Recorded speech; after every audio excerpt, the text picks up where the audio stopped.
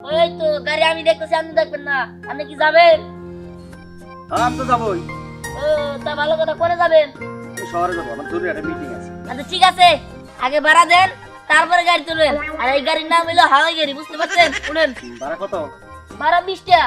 আর শুনেন, এটা হাওয়াই গাড়ি দিকে 10 টাকার জায়গায় 20 টাকা ভাড়া নিতেছি, কারণ আমি ডিজিটাল ড্রাইভার আর আমার গাড়ি হলো হাওয়াই গাড়ি। উড়েন উড়েন উড়েন, আর ভাড়া দেন।